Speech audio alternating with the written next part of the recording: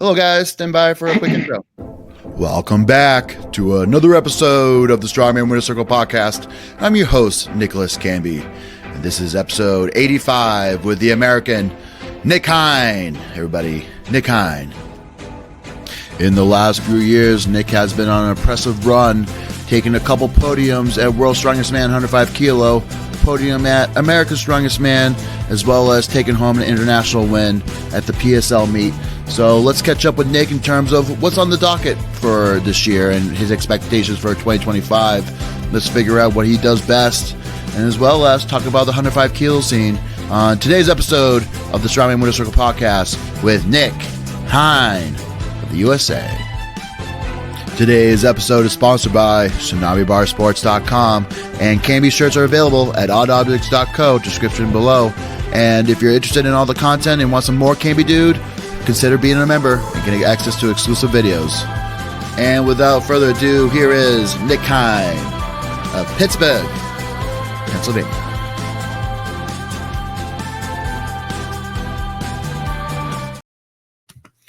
Nick, welcome to the show.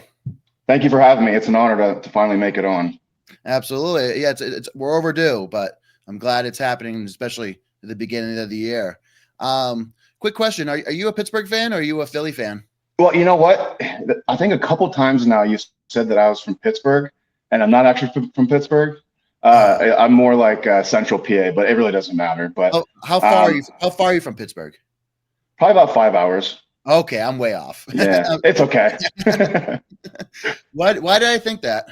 I don't know. I don't think I've ever given that off. Maybe maybe Josh with 580. He's got a pretty big following in the area. Yeah, he's out of Pittsburgh. Yeah. All right. So are you an Eagles fan then? I mean, I was a Pittsburgh fan, and actually, when my daughter was born in 2013, I played football in high school. I actually stopped watching football in 2013. I just, I lost interest. Yeah. There's too many things to follow, too many names. And I'm like, I got new responsibilities now. So sorry, I can't indulge you in a football conversation. No worries. But of course the players are coming on, but in terms of the beginning of the year, but looking back at late last year, but was more importantly, I asked Josh this question, but was Santa good to you? Was Santa good to me? Yeah, because he was good to my girls. My girls had an awesome Christmas, and finished it off with some sledding on this hill with no snow on it, but they still had a blast. So yeah, it was a good Christmas. Excellent. So we were talking a little bit off the show, but right now you're in kind of a full rehab mode. So how's your shoulders and knees feeling? Yeah, I am in rehab, and I probably should back it off a little bit more. I think lately I've been testing a little bit. So right before OSG, I would say 3 weeks out, I actually injured the back. I won't say injured. I irritated the back of my knee. I thought I maybe pulled a muscle. I didn't really know what it was. I just started researching on Google, like most of us do. But I had some help from a friend, and we got the inflammation down. So that was actually pretty minor. But my shoulder, I would say 2 months out from OSG, started giving me issues. And honestly, every time I go back to benching, I don't even know why I try to bench anymore, because every time I progress, from some floor presses or pin presses flat down to like a close grip, full range of motion bench press, I always end up, pissing my shoulder off. So it happens almost every time. I think this is the last time, and I've learned my lesson just to avoid it. Maybe just stick with some different other variations, but that's how it originally started. I hit 405 for 6 reps on a close grip bench, and then it was irritated for 2 days, and then it got to the point where it really only bothered me when I was sleeping or reaching for something, but I could press perfectly fine. So I'm not really sure what it is. I had a lot of help on social media. I just put a story up on my Instagram, and I had a lot of guys reach out. Prehab doctor, a lot of guys. I could name probably 20 or 30. Anthony Furman, he helped me a lot. And was it your bicep? I still don't know. All right. Because that was still irritated. I thought it was like my supraspinatus or, one of the rotators on the back of the shoulder, but I was feeling it on the front and the back. And I tried messing with different, positions and sleeping. And it's still kind of bothering me. So I need to get it figured out, but it's one of those things where like local doctors, they just want to put a Band-Aid on you. And I want the answer, Mm-hmm. So. Absolutely. But yeah, it's just that's kind of one of the patterns, but it didn't seem like it affected you too much on the log, especially of course tying with Alec, another of course log press monster. So 5 at 230, especially at 105 kilos, is quite the astonishing number. Yeah, I was happy with that. I was honestly expecting more. I think I had a little bit of pre-competition jitters. I couldn't get my legs stable underneath me. Like even in my first 2 reps, I think I got up like the 3rd or 4th rep, but I just couldn't get my feet and my legs to kind of engage the way I needed them to. But still got good points, and I knew it was points I needed considering other events coming up, and in my opinion, that was the most competitive 105 class. I mean, in totality of that I've seen. There's like my first year with you. I mean, you were the guy, and Justin was they were and Chad Curien, like you were the guys, like it was you guys kind of like rose above the rest of us, where I think this was so much more compact. You didn't really know what was going to happen, Absolutely. And you have like a wild card like Othero coming in, like winning the deadlift, winning the grip event. So he absolutely, like, especially it was very mixed in. But yeah, but I'm glad of course what hurt 2021 was just that was the first one coming out of COVID, right? So we could get the best number, but at least people that wanted to be there or was absolutely going to be there showed up. But that was the first show that we met.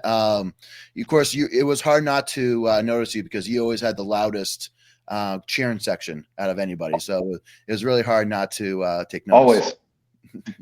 Yeah, we travel in packs, but I'm really blessed to have the people that I do in my life. But yeah, I had no form of knowledge of what the 105 class really even was in 2021. I was just like, I got to make this weight. I'm kind of familiar with, I did one sort of weight cut before. Actually, it was before my very first Strongman show in 2017. And then, I did this, totally bombed the water cut. But it was a totally new thing for me, being around that caliber of athletes and at that weight, at that body weight, you know what I mean? Absolutely. But of course you're mentioning about your base. So shout out to Charlie Doder. What's up, Charlie? Good to see you. What's up, Charlie? Charlie attended a seminar, so we had a great time, and of course I got to see him at the regional this past in Northeast. But yeah, your way. I would say continue on your. So of course that the first time we met was there. I remember that was your first 105 show. But yeah, tell us. You're getting into it, but yeah, tell us about your early beginnings. Like, did you have any like big inspirations? Like, how did you get into Strongman originally? I actually told this story before in a podcast, and I think I just mistold it. I actually watched Strongman when I was 12 years old. My mom bought me a weight set. That was when I first started lifting. So I had like those old sand weights, and I would hit sets on commercial, and I'd run over, thinking I was, working towards whatever they were doing. But at that time, only knowing that they were giants. So really, that was my first introduction into Strongman. But I think like most people's story, you don't really think, unless you have the frame for it, you don't really think it's part of something that you could do. So then I was supposed to do a powerlifting meet. I swam in college, rewind, played football and swam in high school. But ended up just always loving the gym more than any other sports that I did. When CrossFit came out, I don't even really remember if it was called CrossFit then, but around like 2010, 2011, I got really big into that, and then kind of took a little bit of a break from the gym, and then the Mark Bell came on, so YouTube, and I jumped on that train. Wanted to do a powerlifting meet. It was canceled, and I ended up going to a Strongman seminar on the same day. So that was my introduction into it. What was that? What's that? Whose seminar was that? So it was just a local guy. He was a CEO of our local YMCA. His name's Joe Reiner. Just a local guy, but just a gym was opening up, and he just wanted to, share some knowledge. And I just fell right in love with it. He brought a log, he brought a circus dumbbell, maybe an axle. I can't remember what else he brought, but I just thought the dumbbell looked so absurd. I thought it was like the craziest thing I ever saw. I was like, this is a dumbbell, and it turns out it ends up being one of my favorite events. But that was, not the most exciting introduction, but I fell in love just immediately. So that was at a CrossFit gym. I probably started coaching. I mean, I definitely started coaching too soon, but we're all just kind of learning together. I just was like, hey, let's do this. I saw some videos of guys doing this on YouTube, and we're going to try to do it this way. And then with the knowledge that was shared with me from the guy who had that seminar. But then I kind of was like a USS guy. I didn't really get into Strongman Corp. I did one show, Strongman Corp. I guess I did open, but a friend of mine, Dave Johns, a very, very good family member of mine. I thought he was your dad. Yeah, I know. Most people do. We just go with it now. Even when we go in restaurants, people just assume it. Well, I tell everybody that Johnny Waz is my dad. Yeah. Okay. So we got the same sort of thing going on. Except I'm not balding quite yet. So, yeah, right. So he told me about the online qualifier, which is how I qualified for the 2021 OSG. And I didn't even know what it was. I just was like, there's this, I saw the numbers and I saw what the guys were doing, and I was like, I just became so obsessed with trying to keep up, trying to stay in those the top 10 spots, right? And so I had competed on a Saturday at Pennsylvania Strongest Man for the USS. And then the next day, he made me do all three of the events. Do you remember the stand, which I just redid it again this year, the sandbag, back and forth, 20 feet, a log 3-rep max clean once, and then I think it was a 5-rep max deadlift. So I did it that day, and then I retested the log 2 days later. I retested the sandbag 2 more times, and then, which I found out I had 0 cardio. And I didn't retest the deadlift. I was getting ready to on Friday night, and then I didn't realize that there was the time difference there was no countdown at the time. Nice. And I was about to go over to the gym. It was 9:00 at night. I'm like, I can't, I gotta be top 10. I was like, maybe I just need to secure this spot and just jump another 20 pounds up. And she was like, fine, go ahead. And then I started to get ready, and she's like, it just closed. But you got in. So I made top 10 for the online qualifier. And that was my long-winded introduction. Sorry about that. No, absolutely. I love it. Now, when did you and Sheila open your gym? My gym is right there. Yeah. So after I started coaching at the CrossFit gym, they shut down. And then I brought all the equipment to my house, and we just started doing a Strongman Sunday. So I just did it because I wanted people to train with, And then slowly, as I continued to learn more, I just kind of fell into more of a coaching role. So 2019, 2020, 2021, it was before that even. So 2018, we did it for a year at my place, and then we came into where I'm at now. It's just it's a small building in the front of my house. You actually used to be a sub shop. I used to buy wings here, but we just turned it into our little spot. So okay, all right. So of course you've been doing the coaching and running the gym for a bit. All right, it's pretty neat. So I would say, of course, I have some more coaching questions, but I would say that's a little later on the show. Sure. But first, we got to take our first commercial break, but maybe something to consider, a piece of equipment to consider for your gym or for anybody's training. But 40 seconds. Are you ready to shake up your training? Are you ready for your next challenge? Tsunami Bar Sports is here to boost your power, stability, and coordination. Whether you're superloading and using it to target barbell-centric movements or using it for ballistic weighted plyometrics for more sport-specific purposes, the Tsunami Bar has you covered. Our patented and flexible barbell technology is designed to help you improve in all things human performance. Discover the difference at Tsunami Bar Sports today.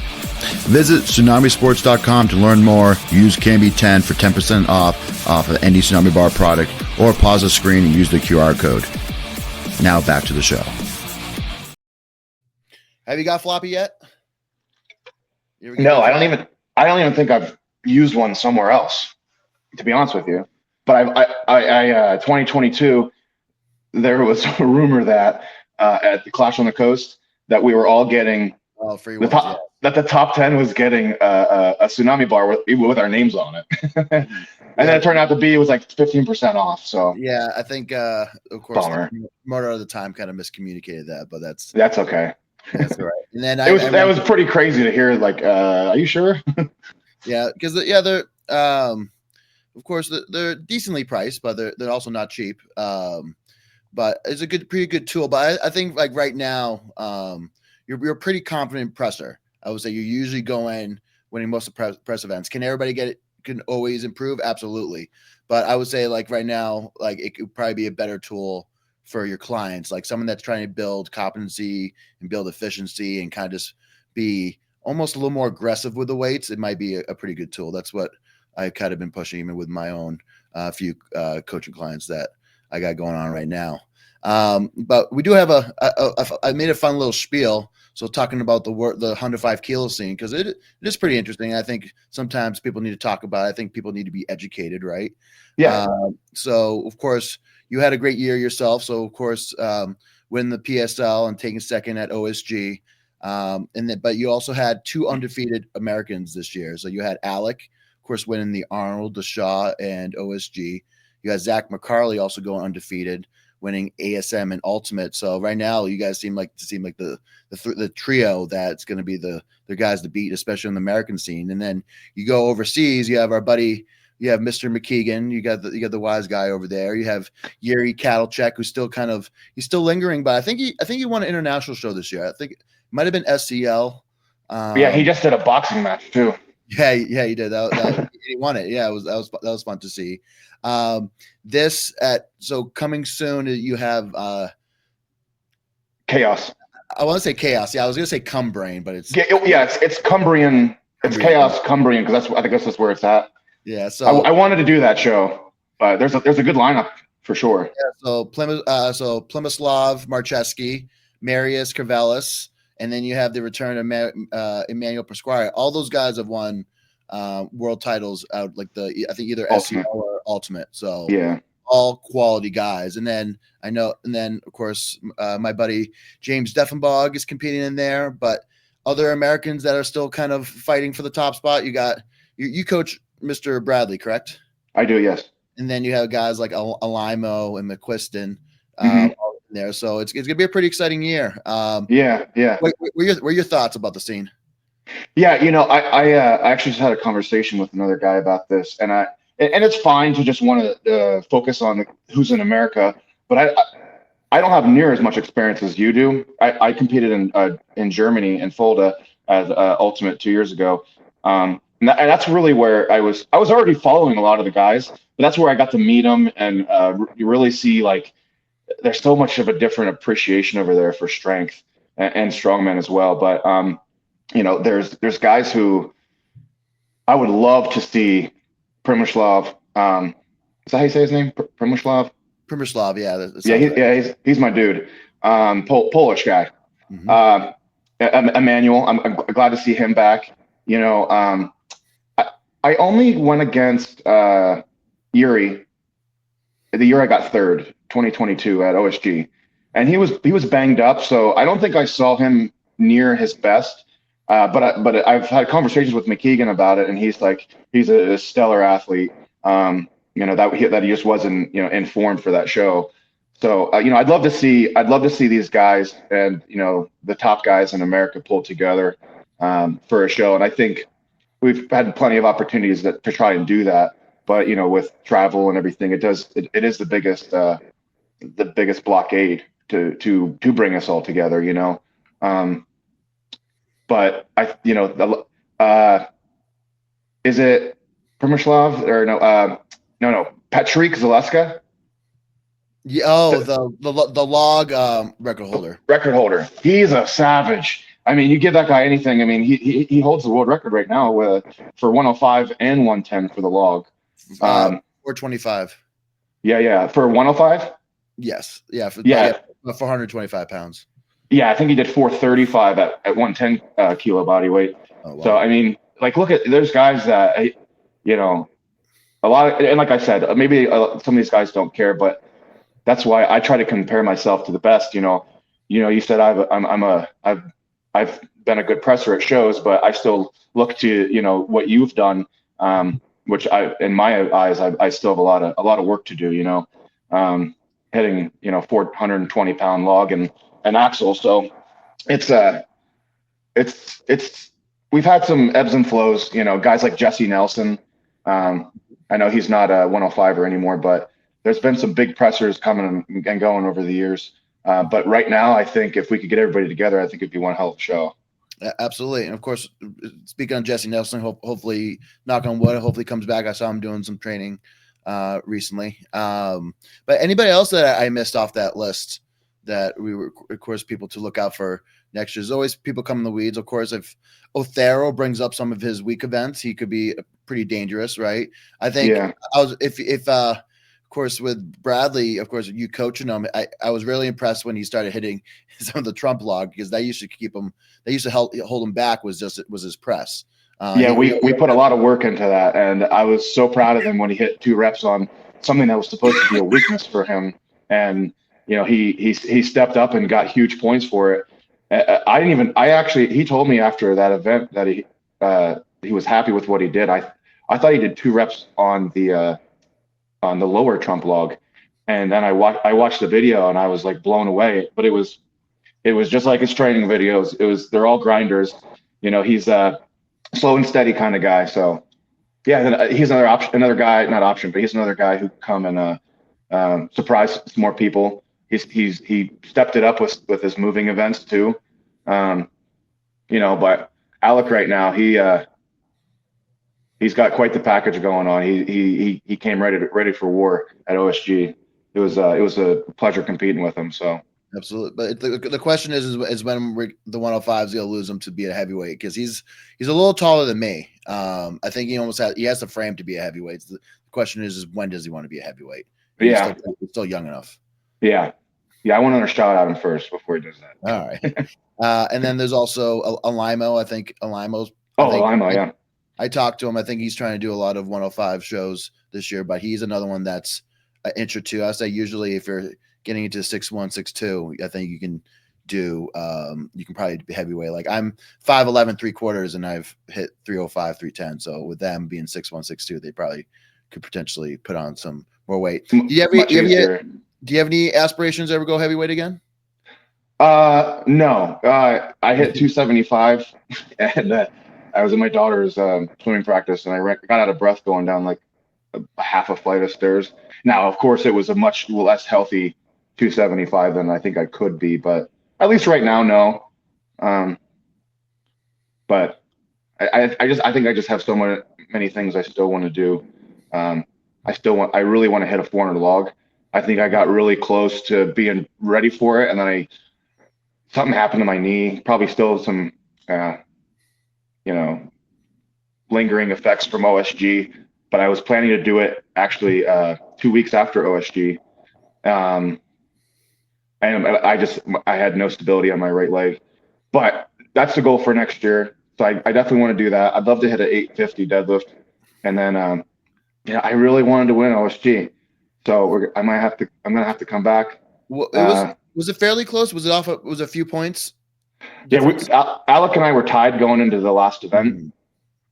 I'm not here to make any excuses or anything. My stone training was phenomenal leading into the show, and I know the wrecking ball wrecked a lot of people. It definitely wrecked me. And like I said, I'm not here to make excuses, but I was dealing with my erector was just acting up. Backstage, Adam Dirks was really helping me out. Shout out to Adam Dirks. He was looking for every possible way he could get me as close as I could be to optimal performance, and we did what we could. We're all beat up at that point. It's the last event on the third day. OSU is a very exhausting show. It's like that's why I try to stay out of the crowds. When you're back in the athlete area, I try to stay like either like way off or just tucked away, because it's just so many conversations and like, hey, I haven't seen you in a while. Hey. It's like it just sucks your energy. So you want to kind of conserve as much as possible. But I definitely did not have the performance I wanted on the stones, and got to the fifth stone. I should have used a lighter tacky, like the spider light tacky, and my left hand slipped, and then I didn't have any juice left for another load, so it's okay. But yeah, we were tied for points going into the last event. But you're pretty much going up against like the equivalent of like a Tom Stolman at stones, right? Yeah, Todd's very good at stones, so yeah, it's tough. Of course, on the seventh event.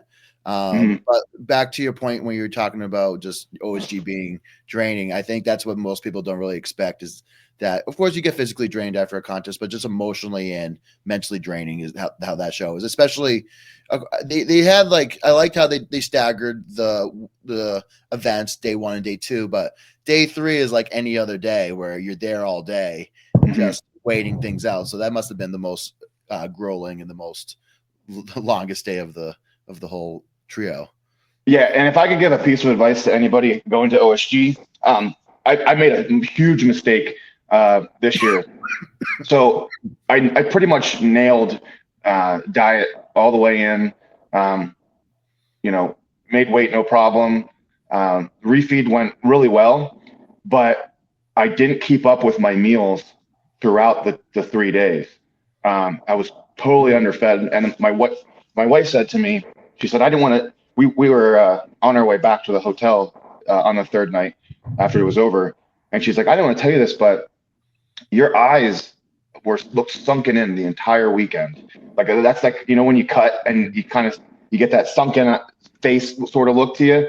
Oh yeah. She's like, you always lose that, and you didn't lose it this time. She's like, I thought it was gone, and then I was like, yeah, I definitely didn't stick to my meal. So eat your food. Don't be distracted by what's going on. Have a plan.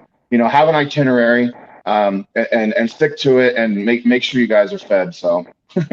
Yeah, that's important. I've seen like extra kind of IV bags even throughout the weekend. And I think I've done it even at the heavyweight level, just because you're not drinking as much. You're not be able to have you're doing a lot of things, but there's distractions.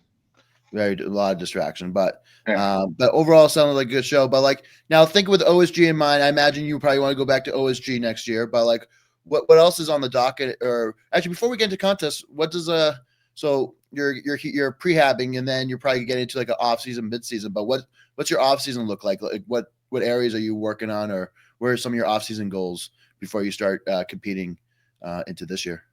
Yeah, so definitely continuing to work on grip work. I 10 plus years in the oil field and welding, and it just ruined my hands. Bad tendonitis and arthritis, but it's actually almost completely gone away the last few months. So definitely trying to, not overdo grip work, because then I'll start waking up and my hands like feel like they got beaten by hammers all night. So if I start getting a little bit of pain while waking up, I know I'm taking it a little bit too far. Definitely just giving my body some time to recover, and get a lot of beltless work in. Build the core up a little bit more. I had some herniated discs from a couple years ago, bulging discs. So I think that earlier in my strongman career, I over relied on the belt. I didn't do enough beltless work, and so I didn't give my brace a chance to really strengthen to the level it should have, because your body just kind of adapts, especially if you over tighten your belt. It's like the worst thing you can do for your brace. I definitely overused the belt. So trying to get a lot more beltless work in. And the biggest thing is trying to, now that I know what's going on, I don't know what's going on with my shoulder, but I'm going to continue to search for that answer. Just implementing more prehab work, trying not to, get, frustrated as the time ticks on, knowing that it'll be there when I need to, because the next show for the next question will be PSL. Just trying to take care of it now. So when I get into that prep, because there's like 3 press events in that show, I got to be healthy. So I got to take care of the things that are hurting first, and the things that are bothering me, and then we'll start building up and continue to work a little bit more the other weaknesses. All right, excellent. So that's a pretty good offseason plan. And then, so kind of what you mentioned, of course, you probably want to return and, of course, kind of defend your title in May. And then what other contests do you have on the docket or you're considering?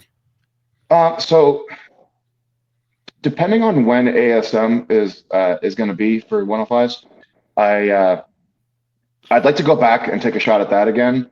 And I really want to do Shaw. So last year, Shaw and ASM were pretty close. I think there was 1 or 2 guys that actually did both. But I can't. Someone else. Yeah, I can't remember the line. Yeah, I can't remember the other one, but maybe there wasn't. But anyways, at a PSL, I was dealing with some bicep tendonitis, and it was to the point. Okay, going into that show, I mean, talk about shoulder injury after shoulder, not shoulder, just shoulder issue after shoulder issue. So I had a shoulder issue going into PSL, shoulder issue, different one going into OSG.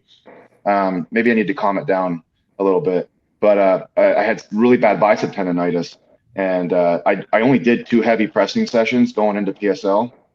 But then when I came out of it, I just went full bore prehab, rehab, and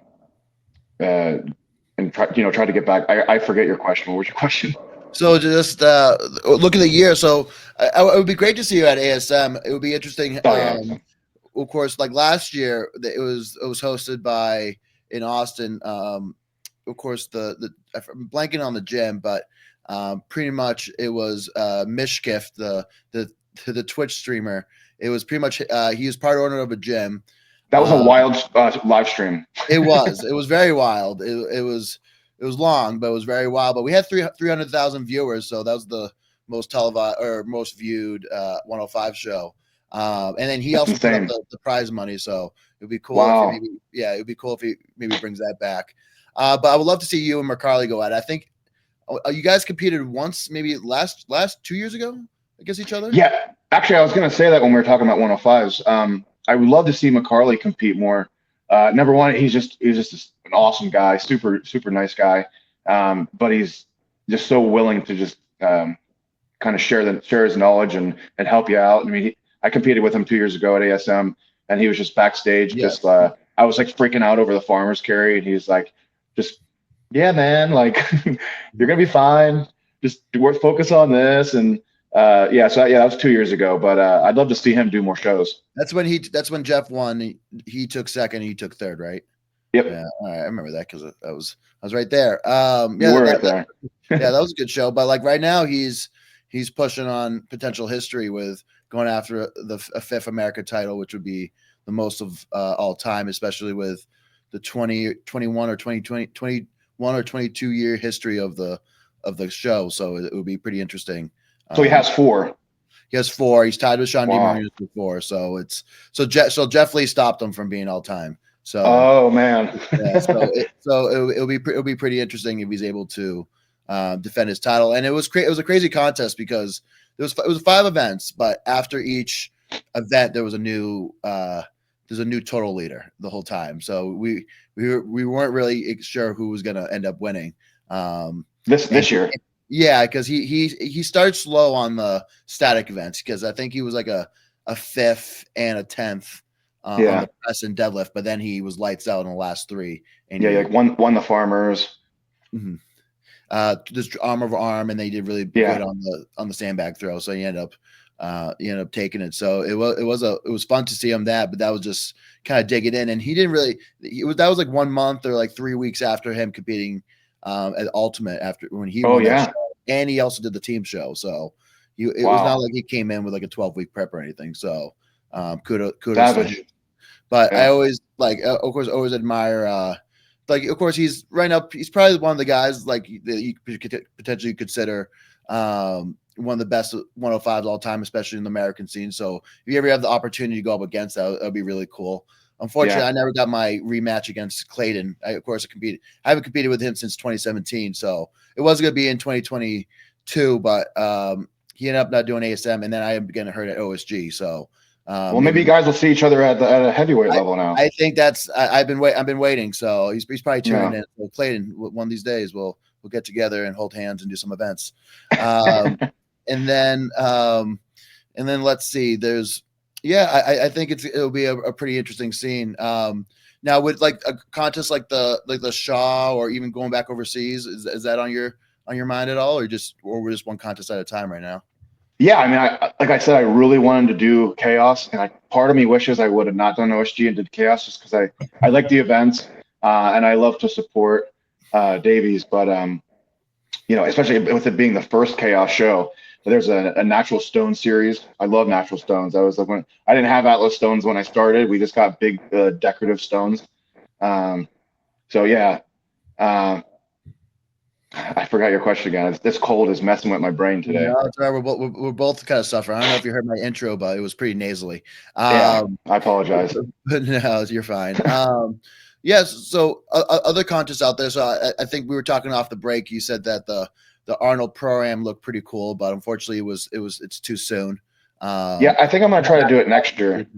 I think Aiden Howell's going after the Max Log again. So I hope he breaks my American record. I think that would be pretty exciting, and then he can start making a name for himself, and then you guys can go head to head on it. Yeah, I think if he could have just kept his cool a little bit, I think he might have gotten a little bit closer at ASM. But yeah. I would say he says he's going to take your record. So PSL has a max axle. Oh yeah, I forgot that. So he can take both the records. Well, technically, it's weird because there's the Russian. His name is Ilya. I'm not familiar. Doesn't really compete, but he under one of their federations out there, he went for the axle record, but he didn't do on the Apollon wheels. And like lately, that's kind of been the standard, especially for the heavyweights. When you did it, was it on the Apollon? Yeah, we did. It was at Clash, and then McCarley attempted it on the Apollon wheels, and it wasn't successful. So we try to keep the Apollon wheels as the same, just because it's similar to heavyweights. It's pretty recognizable. But he did it. They did on a plain axle, which is fine. So technically, I think he has the world record. So mine turns into American record, right? So yeah.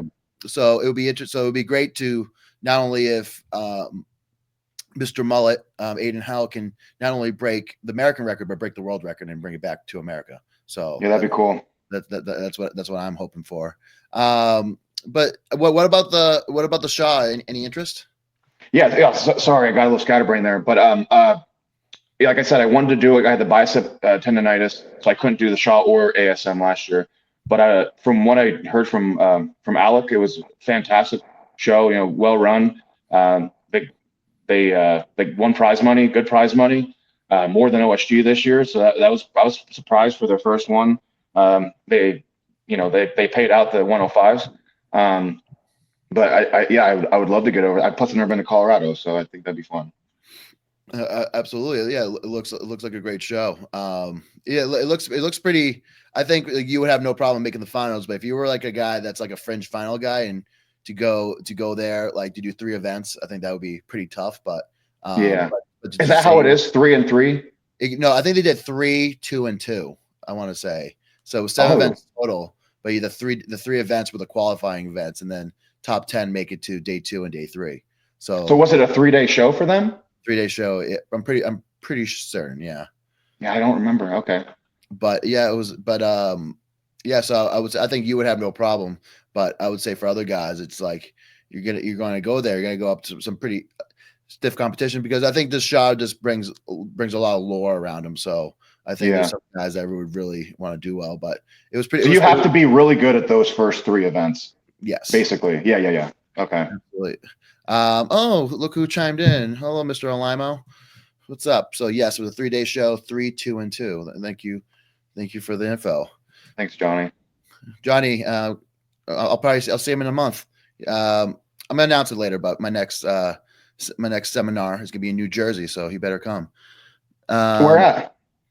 Johnny's place. I don't know. Oh, no way. If that's not too far from you. That's not too far from me. Hour and a half, 2 hours. Oh, there we go. I'll send you the details, but I'm making an announcement. Please do. Okay. All right. Perfect. Top 10 after you. All right.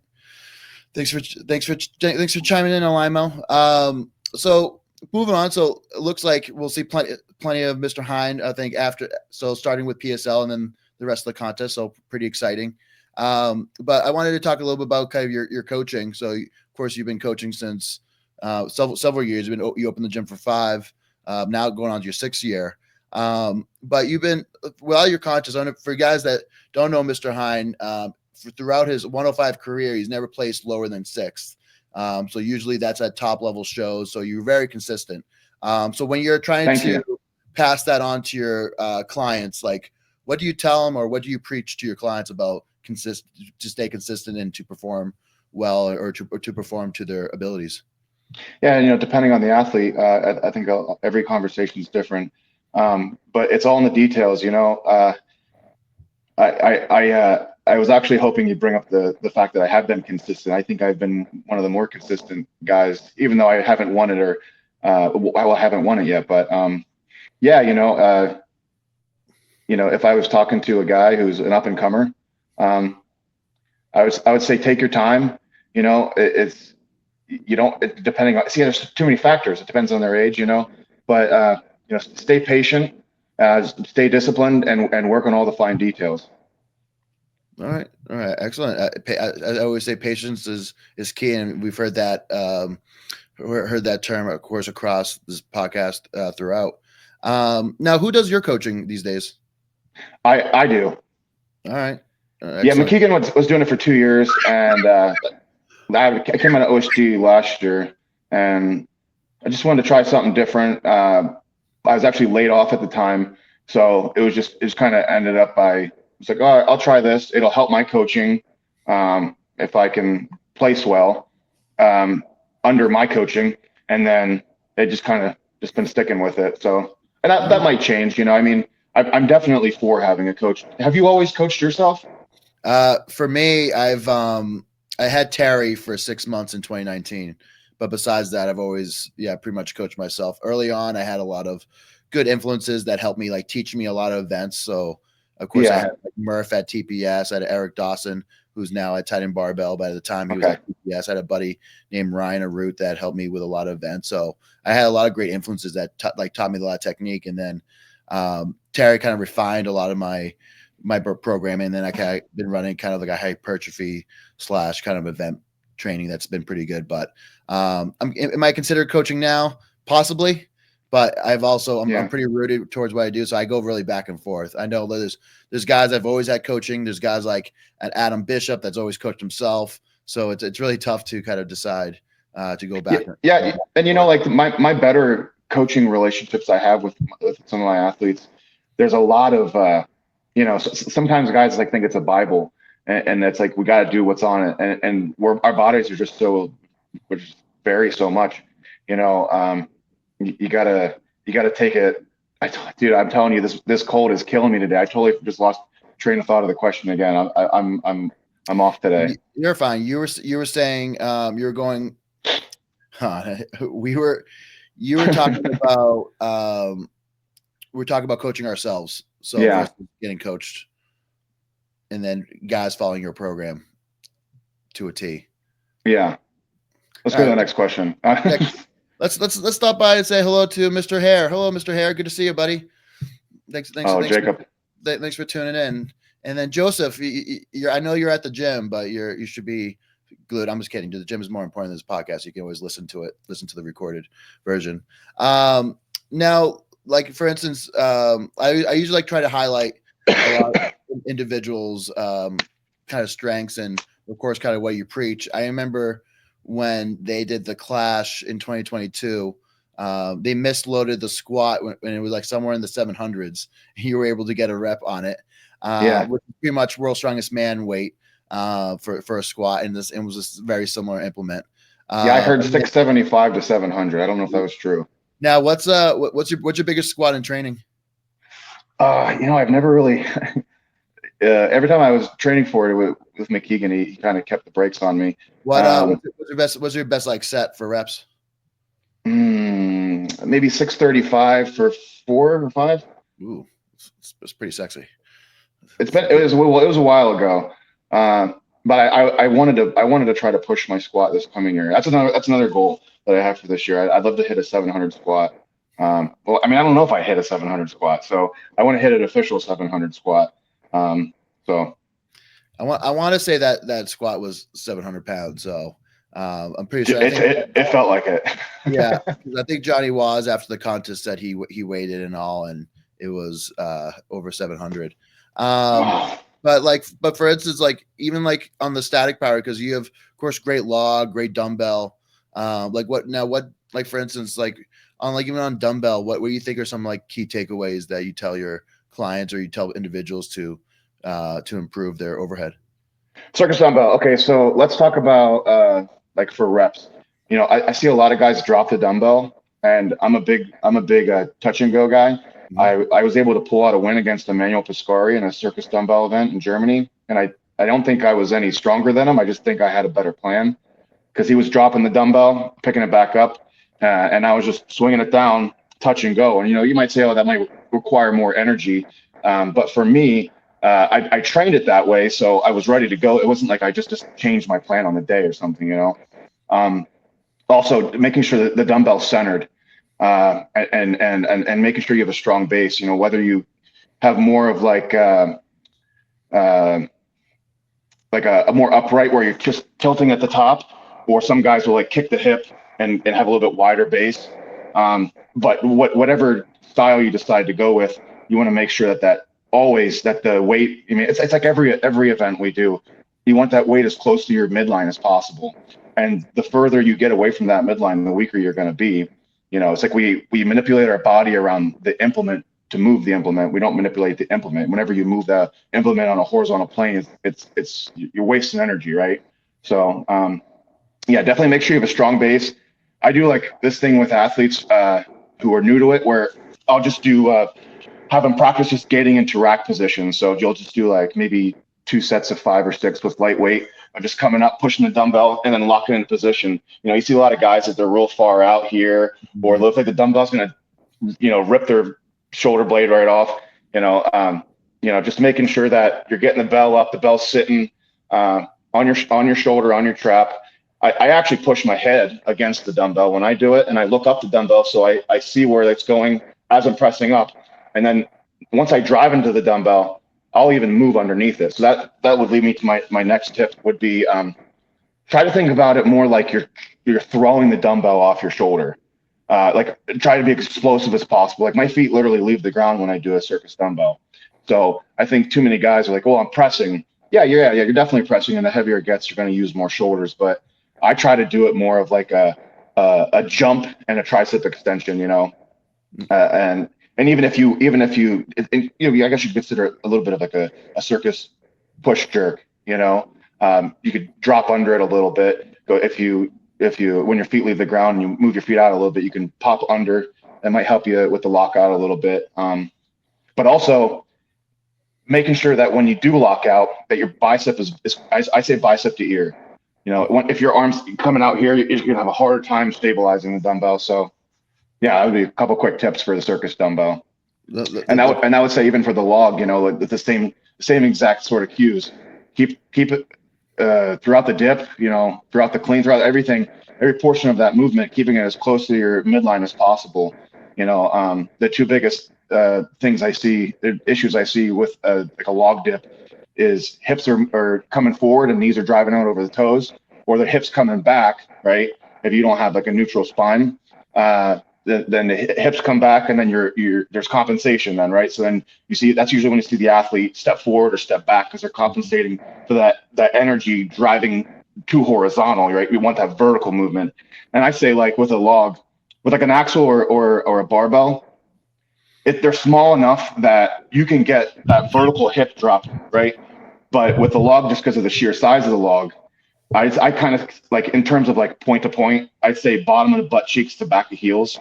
I mean, but while I'm completing the movement, I'm trying to think of vertical. So, you know, knees out over toes, open, open the groin up, let the hips sit down. So we're getting that maximum leg drive out of the movement, and we want to get that energy moving vertically, right? And then another thing is I think guys drop their chin through way too soon, or so then they're either, if you drop it really soon, then they're dropping back, and now that log's moved forward past your midline. So I say chest through, chin up, or vertical throw. It's like a silly cue, but I think vertical throw, chin up, and try to keep the chest through and try to keep that log on that midline as much as possible. Mm-hmm. So Jonas used to do a really good job with that. And of course, we know how well Jonas does because he was always able to keep it right on top of it, kept his head back, and he was Alec does a great job at it too. Oh yeah, he's very upright. Where some guys you see like the Hooper, where the hips have to compensate, so the hips come forward, the back goes back. You get that like candy cane in the upper back, and that works too. And then you're kind of using a little bit more like a Viking press where you get to use your lats for the push through. So I would say either of those two would be optimal. It's whatever you're good at, whenever you can train or use training. Absolutely. But we forgot to do it earlier on the podcast, but we got to give thanks to the best of all time. Hello, Zadrunas. How are you? So yeah, those are all pretty good tips. I would say, I agree with pretty much all of them. So well done. So we're kind of wrap it up a little bit in terms of questions, but we know what questions coming next. So we've been pretty positive. But is there anything that grinds your gears, Mr. Hein? Is there anything that ruffles your feathers? And if you need time, I can give you mine lately. All right, you can give me yours, but I'll say. So for competing, even could athletes be all right, go ahead. Sorry. I'd say like athletes that like hyper focus on other athletes too much, and then they go into shows and they're comparing themselves to others too much. I just see it with coaching, so it's the first thing I thought about. And I know with social media and stuff, it might be hard for some people. And if it's gonna bother you, then stay off social media. But if you can handle it, and maybe like, I think it used to bother me, but I think I got to a point where I would use it as inspiration. You know what I mean? So if you can't use it as inspiration, just focus on yourself and don't get too wrapped up in what other people are doing. And maybe I'll leave it there. I'll leave it there. You go ahead. No, that was great. This is your show, so this is. Sometimes I only give my example just to get the juices flowing. I like to hear yours. Let's hear it. All right. That's a good question, Joseph. We'll get to it in a second. I'm going to be a little cynical. I usually give a lot of praise to Mitch Hooper on this podcast, but I think he needs to step up his Instagram game. I think he goes for too much low-hanging fruit. Does a lot of cringy videos. I think unbecoming of a world's strongest man. I don't think he needs to do low-hanging fruit videos in order to get views. I think just him being himself, being authentic, and just putting out good content, it will get him views and get him the attention that he wants. I feel like he did I saw him visit the 90 kilo champ, Philip, and I did see that. Yeah, they did two of them where like he's rocking Philip like a baby, and then he calls Mitch on his phone, and then Mitch picks him up like a taxi and walks off, and which is kind of just silly. It's just silly. Yeah, just that stereotype that heavyweight strongmen are better than the weight class strongman. Just too different. So you're just saying he talks about lift heavy, be kind, and be genuine, and you're just saying that he's going for the clicks. A little bit, maybe. He does a lot of it, and then there's other videos. We can go on and on, but I just think he could step up his he doesn't have to go for low hanging fruit anymore. I'm sure he's listening, so he got the message. Yeah, he doesn't listen. I don't think he even listened to his own show. But it was funny. But that's funny. Charlie says he feels attacked by your thing, but to be honest, that's my goal for a contest when I compete. I want people to. I try to make especially if I do a good job in an event, I try to make it a big deal, maybe a little trash talk, so people will start focusing on me and then they forget about what they need to do, and then the rest of their games kind of slips up, and then I keep doing what I need to do. So it's funny you do that. I try to just do a good job of like, oh man, Camby's doing really well right now, and it just keep people really focus, right? Just so they just kind of technically throw them off their game. It's not like I'm being like cynical or being mean, but just like in a sense of like almost just doing so well that it's distracting. That's almost. Oh no, I definitely see that happen. I was gonna say I've never seen you be mean before. So no, not mean, but I usually try just little things that'll get into their head. Yeah. Yes. But I always say that you just need to build momentum, and just make people think that they're coming in second or they're coming in third just by your performance or just how you do it. But like, especially when I was in the 105 and started like racking up like multiple event wins in a row, you can really finish someone off early, in that sense. Oh yeah. So let's kind of go for it. Anybody that's listening. Joseph had a question for you. What strongman events do you enjoy the most or find fun to train? Okay. Enjoy the most. Well, I'm going to say log because that's the easy answer. And then my second answer is going to be my favorite one to compete. And I would say fingers. And I don't see it enough. I think we see it more overseas, but I love a fingers. It is fun. I feel like it's an overhead event. It's like if you think about the clean, the first motion, which is like picking it up, that's a lot like a clean. And then the rest of it, it's like driving with the legs and shoulder power. So it's very advantageous for guys like us who love overhead. Yeah. The last time I did it was at Clash, but 2 years ago.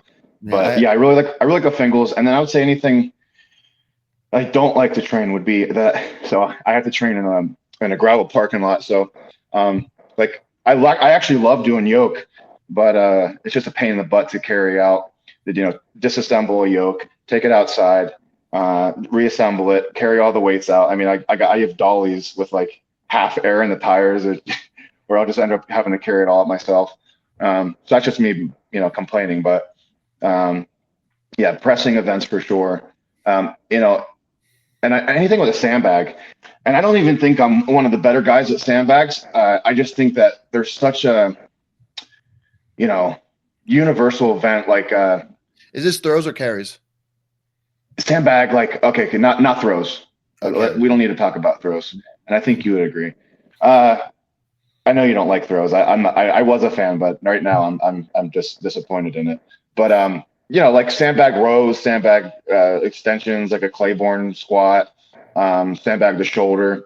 Just like the dead weight of it. It's not like you can grab a handle. It requires, crush strength and grip strength and, hinging. And there's just so much to it. I think there's so many things you could do with a sandbag that are going to help you get better. I think maybe sometimes they're underutilized. I just had this conversation, so it's fresh. I was going to say, I was surprised. I was thinking maybe some like moving medleys would have been up there because I remember you were down in some points at the OSG 2023 and then you came back and won the Go Ruck event, which I thought was impressive that like you needed that win in order to get into the finals and you did it. Yeah, it was the pressure that got me there. I think I was in like 13th. Horrible on the frame carry. But I was backed into a corner, so I had no choice to step up, and that was an interesting event with the ruck. But I think for guys that did figure it out, you could kind of find that happy medium where the rucksack would help pull you back just enough. I think you didn't need to lean that much. I think that's why other guys struggled with it. But no, I like a moving medley, but I like them more on the day. Like training them sucks. Absolutely. Sheila chimed in. You've been enjoying improving your deadlift. Of course, I have 3 reps at 750. Of course, at OSG did very well. And then Joseph said, "Thank you for answering." So yeah, we are wrapping up the show. So you guys have any questions? I would put them in now. But I would just go with the kind of the usual in terms of summing up everything and looking at your career as a whole, but going forward, or I would say, I'll start over. Nick, when everything is said and done, what are you looking to accomplish in the world of strongman? What am I looking to accomplish? Um,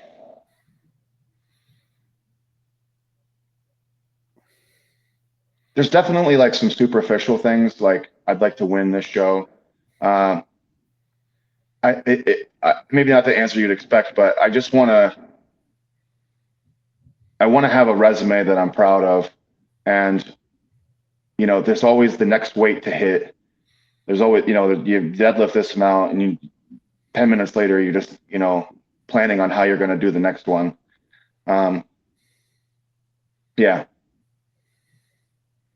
So, of course, you just want to go out there and just be the best you can be. Yeah, pretty much. I'm having a hard time answering it. Because I don't know. Maybe I have an answer for myself. I just want to be proud. I just want to be proud of whatever I do. But I don't see myself like going and attacking like the heavier weight classes. Maybe with the 120, 125 class, whatever it is. With that growing, that becomes something else to chase. Is it 275 class? Is that what it is? 125 kilo. It's interesting because it's different because like Strongman Corporate has like 265. Overseas it's 120 or 264. Okay.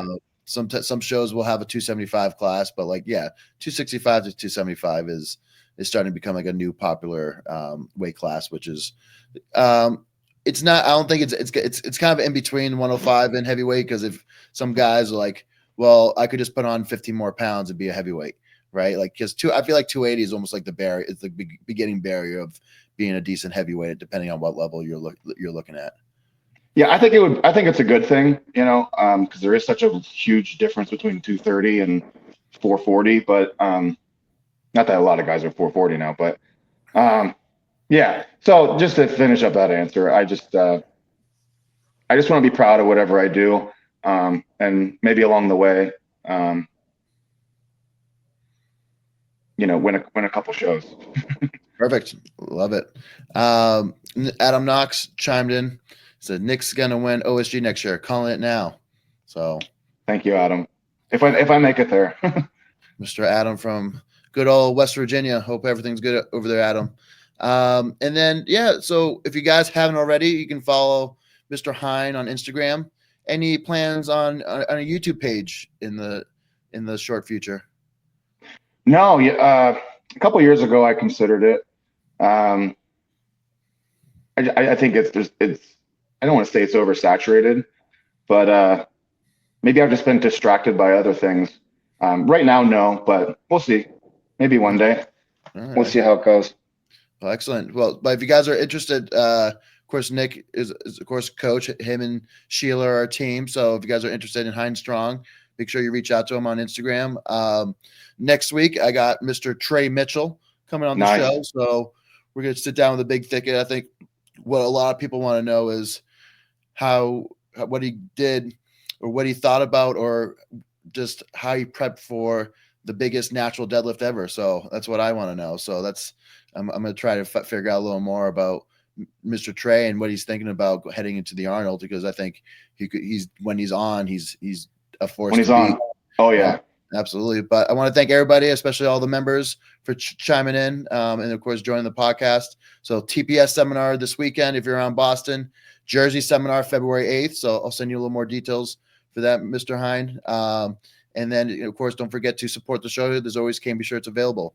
So we're going to finish out the show, Mr. Hein. So we're going to leave the listeners with one last piece of advice. So what's the last thing you want to tell the listeners to finish the show? Don't take yourself too seriously. At the end of the day, we're still doing a parking lot sport. I say that lightly, but I think for myself, and I'll just relate to the last show. I spent too much time, kind of sort of torturing myself, and I wish I would have just enjoyed it a little bit more, because it's still what I did was still respectable, and it was still a really cool thing. It was something I never done. I never got second place OSG, but I think I definitely missed out on some time where I could have just enjoyed a little bit more, enjoyed my time around my strongman friends that we only get to see so often. So just don't take yourself too seriously. And don't forget to take, we spend weeks and weeks prepping for this, or months or whatever. And then it comes, and I talk about what do you want to feel on that Monday morning, for my athletes. And, just take advantage of or take in the moment, and don't waste it, and don't be too hard on yourself. Yeah, absolutely. I want to add one thing. Have you seen that meme recently where it's Arnold Schwarzenegger and he goes, maybe the gains are not all the trophies that he won, but the friends that he made along the way. I felt Absolutely. like that was deep. Yeah. So enjoy the process, guys. Of course, it's not the end goal. It's of course who you end up becoming and becoming the best version of yourself. So Nicholas, Well said. thank you for joining the show. And until next time, everybody, stay strong. Thank you so much for having me on.